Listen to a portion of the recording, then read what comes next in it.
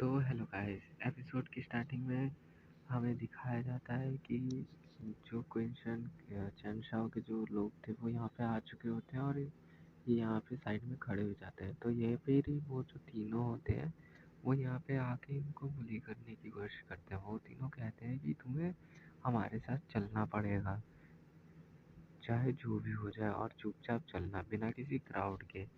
तो ये तीनों इन्हें ज़्यादा हल्के में ले लेते हैं और इन पे मजाक उड़ाने लग जाते हैं। जो जेन जाओसू होता है वो हंसने लग जाता है और कहता है कि अभी हमें इस क्राउड से हट जाना चाहिए और बाद में हम इस डल को देख लेंगे।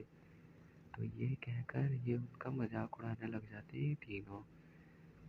और इसके साथ ये कहते हैं कि इस जेंटलमैन को हमें शायद से यहीं पर ही अनहैप्पी फील कराना ही पड़ेगा, ये हैप्पी नहीं हुआ अभी तक।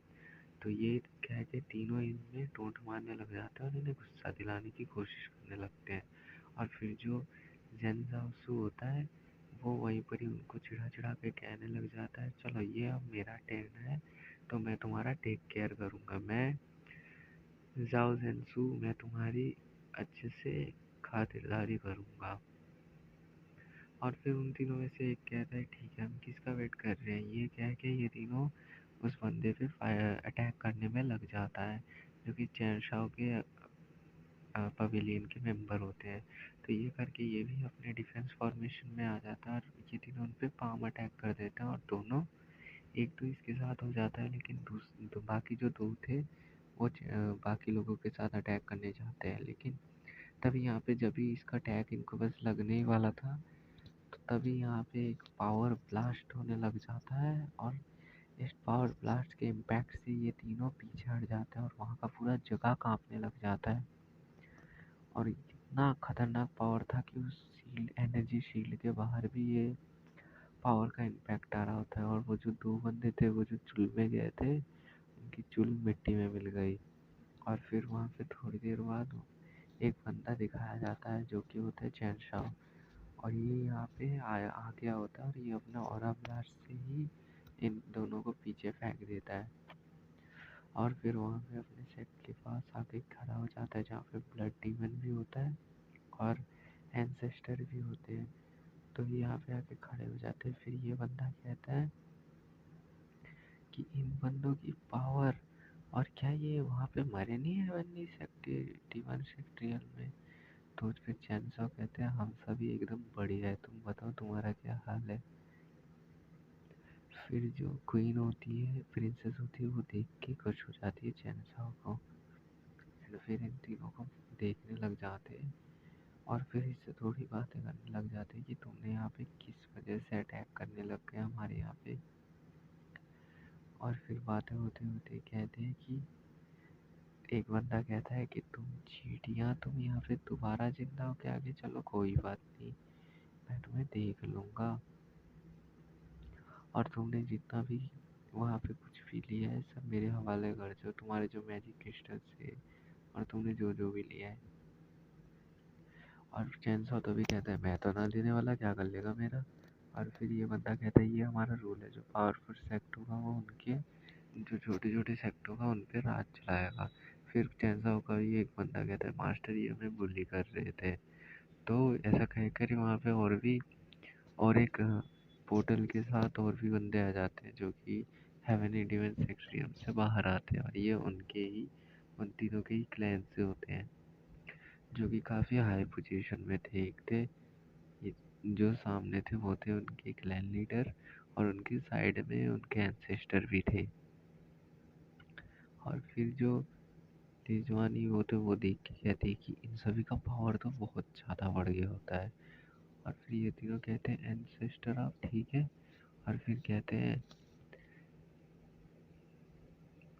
और फिर वो ये तीनों एंसेस्टर को मस्का लगाते हुए कहते हैं देखो ना इन्होंने क्या किया। फिर एंसेस्टर इनको इग्नोर करके चैन साहब के पास आते हैं और उन्हें फुल्ली रिस्पेक्ट दे के उनसे बातें कर रहे होते हैं कि शुक्रिया आपने हमारी इतनी मदद की और तुम्हारा टाइम मिला और हमें उस डेंजर से बचाने के लिए। और क्या और फिर चैन साहब कहते हैं कि अगर मैं यहाँ पे नहीं होता तो मैं तो यहाँ पे तो डिजास्टर ही आ जाता। फिर जो लेडी होती है, वो कहती है अरे चलो यहाँ पे तो सब ठीक है, ऐसा करके वो चली जाती है। और फिर देयर सारे एंसेस्टर कहते हैं कि अरे तुम दोनों यहाँ पे क्या कर रहे हो। तो सभी एंसेस्टर जब इनसे ये पूछता है तो ये बंदा से कहने लगता है कि ये सब कुछ बता देता है। ये देख के एंसेस्टर को सोच में और काफ़ी ज़्यादा गुस्से में आ जाता है, और गुस्से में आके अपना पैर ज़मीन में पटकता है, जिसके पावर से और ऑरा से इम्पैक्ट से ये तीनों को बहुत ही ज़्यादा मुश्किल होने लग जाता है, और जिसके कारण ही ये तीनों काफ़ी ज़्यादा मुश्किल में आ जाते हैं। और फिर कहते हैं, और ये काफ़ी डर भी जाते हैं ये तीनों। डर के फिर वो एक बंदा कहता है जॉन जिनसू, यहाँ पे ये सब हुआ है तो अब हम क्या इसका उत्सव मनाएं या कोई भांग भूसड़ा करे। फिर और एक एंसेस्टर कहता है लिंडिया, मेरे को सच में सच बताओ, क्या यही था सच। फिर ये तीनों की हालत खस्ती हो जाती है, और ये तीनों कहते हैं एंसेस्टर एंसेस्टर कह के हिचकिचाने लग जाते हैं। और जो एंसेस्टर होता है गुस्से में इनके ऊपर अपना ग्रेविटेशनल फोर्स चला दे देते हैं, जिससे इनको काफ़ी ज़्यादा तकलीफ होने लग जाती है, और इनका सांस भी फूलने लग जाता है। फिर ये कहते हैं तीनों एंसेस्टर हमें मर्जी करिए, हमें माफ़ करो, हमें माफ़ करो। फिर वो एंसेस्टर होता है, वो चैनसॉ के सामने हाथ जोड़कर कहता है कि यंग हीरो, मैं हमारे डिसाइबल की तरफ से टांगियन डायनेस्टी की तरफ से माफ़ी मांगता हूँ, और प्लीज़ आप इनमें गुस्सा ना होइए। ऐसे करके वो मिन्नतें करने लग जाते हैं, और कहते हैं कि हमको यहाँ पे डिज़ास्टर नहीं चाहते। कहते हैं आई होप, हम सोचते हैं कि यंग हीरो इसको हल्के में ले और इन्हें छोड़ दे। और इसके साथ वो जो सेट लीडर था आई, वो कहता है मैं साई चैन, मैं बहुत ही ज़्यादा गिल्टी फील कर रहा हूँ इनके लिए, तो प्लीज़ आप इन्हें माफ़ कर दीजिए। और ये देख के ये उनकी तरफ देखने लग जाते हैं, और कहता है कि तुम दोनों चैन साहब से माफ़ी मांगो अभी के अभी। तो ये देख के इन तीनों की भी हालत खस्ती आ जाती है, और वो कहते हैं कि ब्रदर हमें माफ़ कर दो, हम नहीं जानते थे तुम्हें, तो हमें माफ़ कर दीजिए, हम कभी भी ऐसा नहीं करेंगे फ्यूचर में, तो हमें प्लीज़ माफ़ कर दीजिए, आप तो बहुत अच्छे हैं। ऐसा करके उसे मक्खन लगाने लग जाता है। तो चैन साहब कहता है ठीक है तुम दोनों जाओ यहाँ से।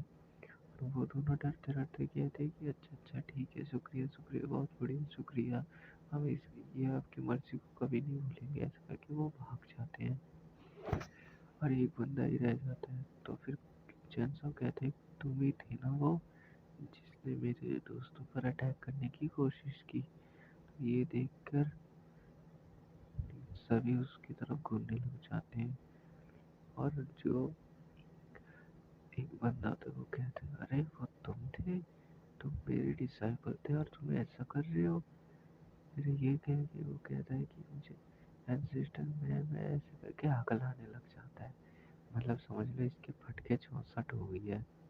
और एंसेस्टर गुस्से में क्या कहते हैं कि उसे उठा लेते हैं और अपने पावर से उसके आसपास एक बैरियर बना देते हैं, और बैरियर बना के उसे वहीं पर ही ब्लास्ट कर देते हैं, जिससे कि बेचारे का ना कुछ बोल पाता है ना कुछ कर पाता है, बेचारा मर जाता है, और काफ़ी दर्दनाक मौत भी दे देता है। और इसी के साथ ही इस बंदे का खेल भी यहाँ पे ख़त्म होना है, वो चिल्लाने तड़पने लग जाता है, और फाइनली ये बंदा यहाँ पे ख़त्म हो जाता है, जिसका ऑरा इम्पैक्ट से जो प्रिंसेस थी वो भी थोड़ा सा सहम उठे थे, और काफ़ी ज़्यादा डर भी गए थे। और फिर वो जो प्रोटेक्टर होता है वो कहता है कि चैनसाओ में दायोंग आपका काफ़ी ज़्यादा प्रशंसा करता हूँ, और मैं चाहता हूँ कि आप हमारे लिए अपने हार्ट में थोड़ा अच्छा फील करें और हमें बख्श दें, और हम यहाँ से जाने की परमिशन मांगते हैं। और फिर चैनसाओ भी कहते हैं चलो बहुत बढ़िया, अब हम बाद में मिलते हैं। ऐसा कह करके जो एक बंदा होता है वो कहता है कि चलो सब ठीक है, हमने डिज़ास्टर से बच गए, वरना भी पता नहीं क्या हो जाता। और कहता है कि मैं आपके साथ और ट्रबल नहीं करना चाहता, तो मुझे आप जाने की अनुमति दीजिए। ऐसा करके वो जाने के लिए तरफ जाता है और कहता है हमारा डेविल शिफ्ट रील अभी बंद हो चुका है, तो मैं आप सबसे जाने की अनुमति लेता हूँ। ऐसा करके वो एक बंदा पहले चला जाता है वहाँ से और ये एपिसोड यहीं पर ही खत्म हो जाता है।